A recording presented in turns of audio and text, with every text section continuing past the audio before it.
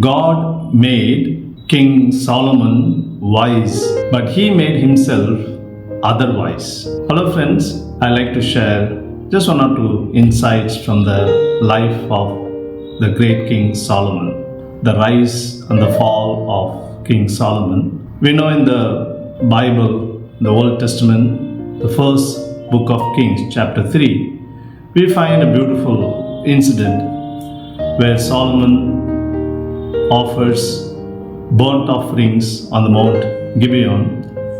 God was well pleased, and God asks him, Solomon, what do you want? Then Solomon says, I am a small child. I do not know how to lead your people, govern your people, and it is your mercy and grace that you kept me on the throne of my father David. So I want discernment, wisdom, so that I can govern your people correctly. And God is very much pleased with this. And he says, Solomon, you did not ask for long life or the victory over your enemies, nor great wealth. You asked for wisdom. I am so pleased with you, so I give wisdom in such a way that no one before you ever lived, no one will ever live after you with such a great wisdom. And along with that wisdom, he gave wealth, honor, glory, and so on. And his wisdom was so popular, even people from very far away, they came to listen to his wisdom. And his wisdom is known in and through his writings. The Old Testament itself, we find the book of Proverbs, the book of Ecclesiastes, and the book of Solomon, the Song of Solomon. All these books reveal his great wisdom, the depth of his wisdom. And we know another great incident, Queen of Sheba, coming all the way from the Arab country, maybe the present times, Yemen or Ethiopia. From there, she traveled 3,000 kilometers to listen to his wisdom, and she brought a lot of questions and puzzles, riddles to check his wisdom. And she came there, she interacted with him, and he was so impressed not only by his wisdom, even his servants, his ministers, they also exhibited so much of great intellect, the beautiful palace that he had built, and she was highly impressed. And she gave him lots of gold and very rare gifts to him in appreciation. And she says, I have learned so much from you and your intellect. And the Solomon is also known for his perceptive discernment and giving verdict to the people.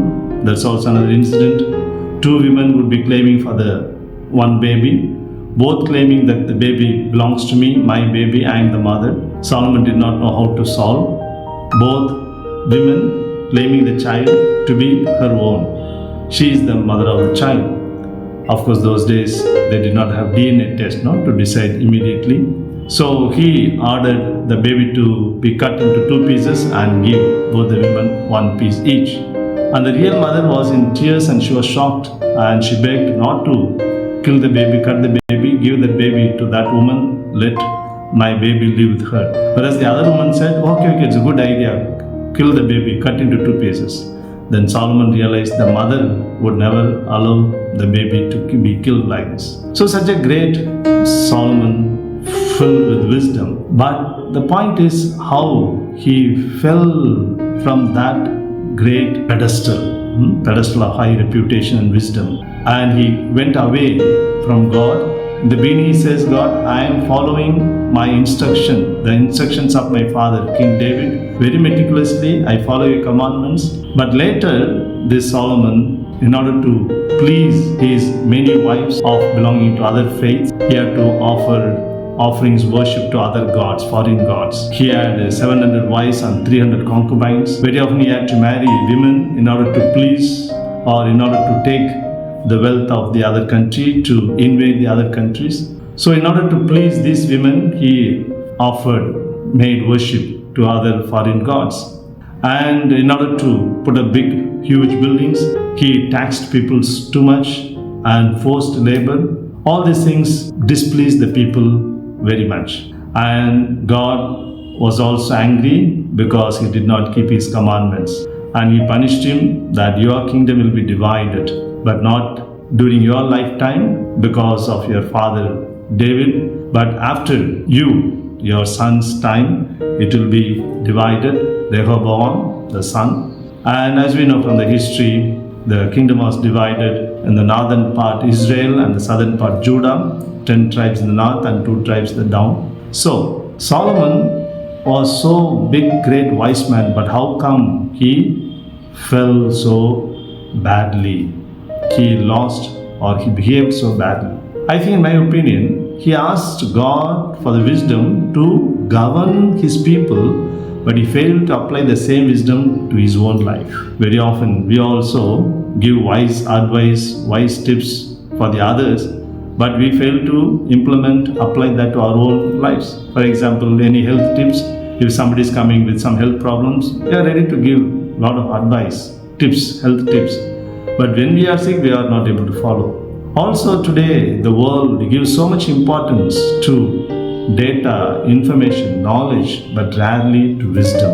Without wisdom, we will not be able to use the data, information, knowledge properly. And science can give us only knowledge. It will not give us wisdom, but wisdom we need to put the knowledge into right use. Otherwise, the knowledge will be useless or even dangerous. For example, nuclear power, enormous power. Science has made that power available in our hands, but how to use that power, science will not tell us. It does not have normative power to dictate terms to us. We can use a nuclear power to meet the energy needs constructively, or we can make a nuclear bomb and destroy one another. That's why Einstein said if there were a third world war, there won't be any winner or loser, because they will be killing one another with their nuclear bomb and so on. And the nuclear bomb will kill all the living creatures, plants, animals, fish, insects, human beings. All the living beings will be killed, only the buildings will be existing. And the buildings will laugh at us human beings. These men, women learned how to put up buildings, but they did not learn how to live in those buildings. So today we need wisdom, and in the universities, in the colleges, we find courses, programs for data, information, knowledge, like data analysis courses there, information technology or knowledge management. But have you ever heard any course on wisdom? BA Wisdom, MSc Wisdom, I'm doing MPhil in Wisdom? No. Why? Because this wisdom cannot be obtained from books, encyclopedia and data information. That wisdom comes from within, introspection, reflection, being open to learn from one another, discussing with them openly, and above all turning to God. That's why in the book of James we find, if anyone lacks wisdom, let him or her turn to God and he will give wisdom. He will give generously. Let him turn to God. Let him or her turn to God, and God will give that wisdom very generously, he says. And how to understand the relationship among these four: data, information, knowledge, and wisdom. Data is like the vegetable available in the garden, plenty of vegetables, that is data. When you cut those vegetables, when you bring home and cut them and wash them, keep it ready for cooking, that is information. When you cook those vegetables, it becomes food ready to be eaten, that is knowledge. But when you eat that food and your system absorbs nutrients and vitamins, minerals, that is wisdom. Just because the vegetables are in the garden, I am not getting nutrition. Just because I pluck them, wash them, cut and keep them ready for cooking, I don't get that nutrition. Just because I cook and the food is ready, I don't get the nutrition. I have to eat the food and my system has to absorb the vitamins and nutrients from the food, and that is wisdom. Without this wisdom, data, information, knowledge is not going to be useful. And Solomon, he asked God for wisdom to govern other people, to apply to other people. Perhaps he failed to apply that wisdom to his own life. So perhaps today, Solomon, I think, invites us to be wise, not otherwise. Let us not just look for individually and collectively, not just look for data, information and knowledge, but look for wisdom. T.S. Eliot, 100 years ago, he said, where is the knowledge that we are lost in information? And where is the wisdom that we are lost in knowledge? And where is the life that we are lost in living? Today in the modern world, we give so much importance to information and knowledge, but not wisdom. We try to live this life happily. In the process of trying to live, we lose life itself. Therefore, listening to King Solomon, let's all try to be wise, not otherwise. Thank you.